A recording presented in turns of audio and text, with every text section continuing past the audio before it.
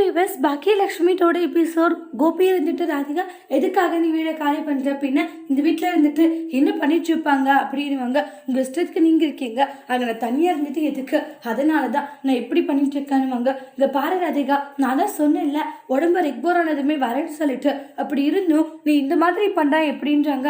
கோபி நீங்களாம் இனி வருவீங்களா கோபின்றாங்க. உங்களுக்கு இந்த வீடே கதின்னு தானே இருக்கீங்க, அப்படி இருக்கும் போது எப்படி கோபி நீங்கள் அந்த வீட்டுக்கு வருவீங்க, எந்த நம்பிக்கையில் நாங்கள் இருக்கிறது, ஒவ்வொரு முறையும் நான் உங்களை நம்பிக்கிட்டு தான் இருக்கேன் கோபி நீங்கள் வருவீங்கன்ட்டு. ஆனால் உங்கள் பொண்ணு எப்படியெல்லாம் பேசினா தெரியுமான்றாங்க. அப்போ கோபி வந்து நெஞ்சு பிடிச்சிக்கிறாங்க.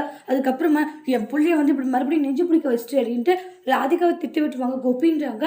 அப்புறமா உடனே பார்த்தீங்கன்னா அந்த இடத்துல கோபியை உட்கார வச்சு மறுபடியும் டாக்டர் வர வச்சு செக் பண்ணுறாங்க. அவருக்கு ரொம்ப டென்ஷனு, ப்ரெஷர் கொடுக்காதீங்க தானே சொல்கிறேன், மறுபடியும் அப்படி பண்ணுறீங்க, இப்படி கொடுத்தீங்கன்னா அவருடைய உயிருக்கே கூடாது, ஆபத்தாக இருக்கும் அப்படின்ற மாதிரி டாக்டர் சொல்லிட்டு போயிடுறாங்க. இங்கே பாரு, ஏற்கனவே என் பிள்ளை இந்த நிலைமையில இருக்கான், ஒழுங்கு மரியாதைங்கிறத போயிடு அப்படின்னு சொல்லிட்டு அங்கிருந்து திட்டி அனுப்பிச்சிருவாங்க. இனியா இருந்துட்டு எல்லாம் உங்களால தான், என் டேடி நீங்கள் சந்தோஷமாகவே இருக்க விட மாட்டீங்களா, எப்போ பார்த்தாலையும் நீங்கள் டேடி நீங்கள் கஷ்டப்படுத்திக்கிட்டே இருக்கீங்கன்றாங்க. எதுக்காக இப்படி பண்ணிட்டு இருக்கீங்க, இனி எங்கள் வீட்டுக்கெல்லாம் வராதிங்கன்றாங்க. இங்கே பாருங்க, எங்கள் டேடியோடைய வாழ்க்கையில் நீங்கள் வராத வரைக்கும் என் டேடி சந்தோஷமாக இருந்தாங்க, எப்போ நீங்கள் என் டேடியோட லைஃப்பில் வந்தீங்களோ அப்பத்துலேருந்து என் டேடி சந்தோஷம் நிம்மதி எல்லாமே போச்சுன்னு இனியா சொல்கிறாங்க. அப்போ பாக்கியா இனியா வாயமுடு அப்படின்றாங்க. அம்மா எதுக்குமா என்ன வாயமுடு சொல்கிறீங்க, ஏன்னா இவங்க பண்ணுறது தப்பு இல்லையா, நீங்கள் ஏமா அவங்க பண்ணுறது மட்டும் நீங்கள் தட்டி கேட்க மாட்டேங்கிறீங்கன்றாங்க. நீங்களே சொல்லுங்கள், டேடியோட சந்தோஷம் அன்னிலிருந்து தானே போச்சு, பெரியவங்களோட விஷயத்தில் தலையிடாதன்ட்டு பல முறை நான் உங்ககிட்ட சொல்லியிருக்கேன்றாங்க. அம்மா என் டேடி கூடினா நான் கேட்கலாமா செய்வேன்றாங்க. அதுக்காக வயசில் அவங்க பெரியவங்கன்றாங்க.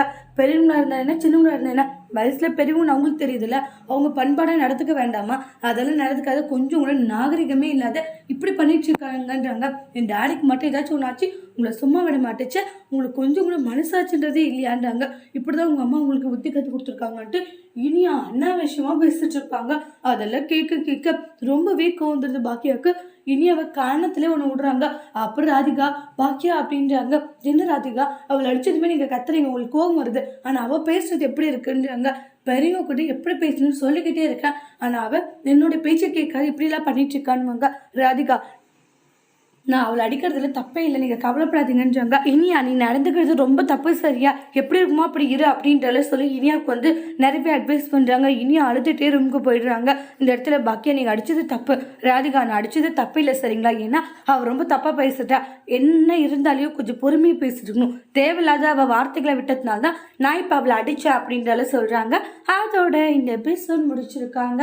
இனி வரக்கூடிய எபிசோடில் என்ன மாதிரி ஒரு டெஸ்ட் வரப்போகுதுன்ட்டு வெயிட் பண்ணி பார்க்கலாம். தேங்க்யூ.